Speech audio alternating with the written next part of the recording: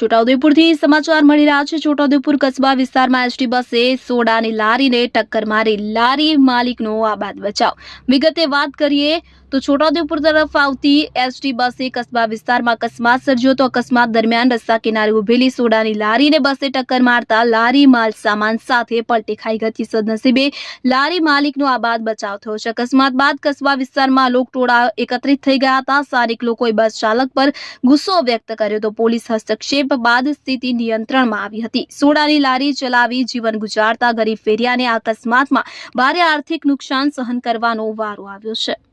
Imran Mirza, Chhota Udepur.